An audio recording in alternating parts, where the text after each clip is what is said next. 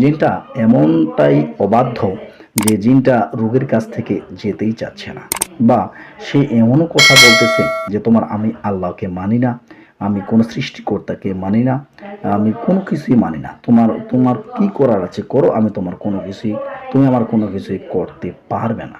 এরকম অনেক সময় এরকম অহংকারী টাইপের কিছু জিন্নাত আমরা আমাদের কাছে পেয়ে থাকি সম্মত বন্ধুরা আমার।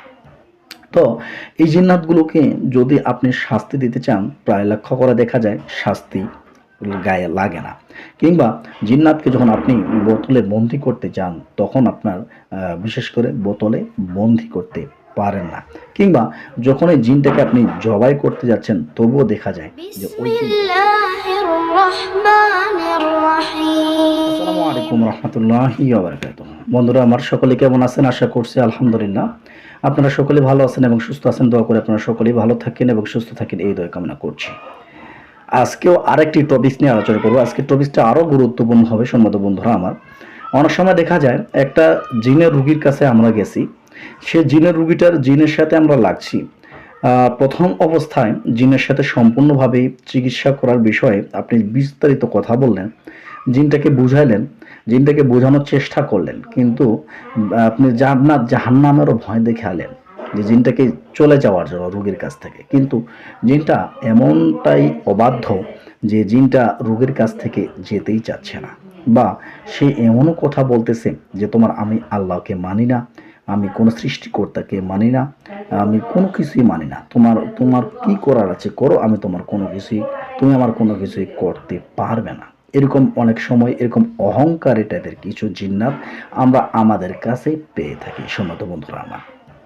তো এই জিন্নাতগুলোকে যদি আপনি শাস্তি দিতে চান, প্রায় লক্ষ্য করে দেখা যায় শাস্তি গায়ে লাগে না। কিংবা জিন্নাতকে যখন আপনি বোতলে বন্দি করতে চান, তখন আপনার বিশেষ করে বোতলে বন্দি করতে পারেন না। কিংবা যখন এই জিনটাকে আপনি জবাই করতে যাচ্ছেন, তবুও দেখা যায় যে ওই জিনটা আপনার জবাই হচ্ছে না। তো সম্মানিত বন্ধুরা আমার, এরকম যদি কোনো জিন্নাতের পাল্লায় পড়ে থাকেন, বা এরকম যদি কোনো কষ্টকর টাইপের বা জাদুকর টাইপের জিন্নাতের পাল্লায় পড়ে থাকেন, তাহলে অবশ্যই অবশ্যই আপনাদেরকে আমি আজকের যে আয়াতটা দিচ্ছি, এই আয়াতটা খুব কার্যকর হয়ে যাবে ইনশাআল্লাহ। সম্মত বন্ধুরা আমার, আজকে যে আয়াতটা দিচ্ছি, এই আয়াতের মাধ্যমে আপনারা যদি ওইরকম জিনের পাল্লায় পড়ে থাকেন, তাহলে অবশ্যই এই জিনের কাছে এই আয়াতটা বেশি বেশি পাঠ করে আল্লাহর কাছে মানা যাইবেন, বেশি বেশি পাঠ করে আল্লাহর কাছে মানা যাবেন। কিংবা 2 রাকাত আপনি কি করবেন, নফল নামাজ পড়ে নেবেন, যে কোনো 2 রাকাত নফল নামাজ পড়ে নেবেন। নফল নামাজ পড়ার পর আপনি এই যে আয়াতটা দিচ্ছি, এই আয়াতটা পড়ে জিনকে আপনি যেই শাস্তি দিবেন, বোতলে বন্দি করতে চাইলে দ্রুত বোতলে বন্দি হবে, এবং যদি জবাই করতে চান তাহলে জবাই করতে পারবেন। কিংবা জিনটাকে আপনি যদি অতি দ্রুত দুর্বল করতে চান, তাহলে দ্রুতই দুর্বল করতে পারবেন ইনশাআল্লাহ। তো সম্মানিত বন্ধুরা আমার, আমরা আয়াতটি কোথায় বা কত নাম্বার আয়াত সে বিষয় নিয়ে আলোচনা করব।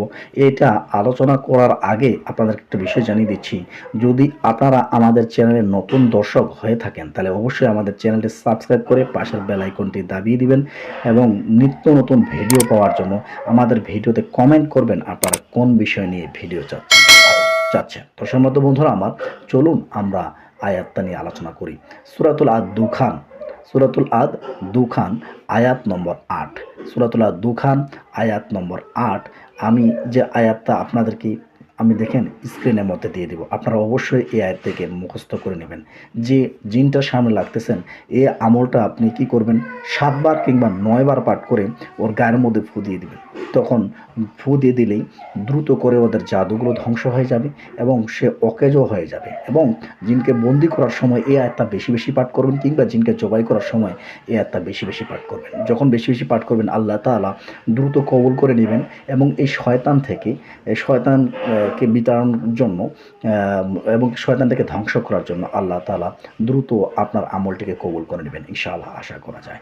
সম্মানিত বন্ধুরা আমার, আমলটি আমার খুবই কার্যকরিত এবং কি অনেকবার পরীক্ষিত। আপনাদের যাদের ব্যবহার করতে ইচ্ছুক, ব্যবহার করে জানাবেন, এবং উপকৃত হলে অবশ্যই একবার কমেন্ট করে জানাবেন যে ওস্তাদ বা স্যার বা হজরত, আমি আপনার এই আমলটা ব্যবহার করে উপকৃত হয়েছি। সম্মানিত বন্ধুরা আমার, আজকে এই পর্যন্ত। সকলে ভালো থাকবেন, সুস্থ থাকবেন। আসসালামু আলাইকুম ওয়া রাহমাতুল্লাহি ওয়া বারাকাতুহু। আল্লাহ হাফেজ।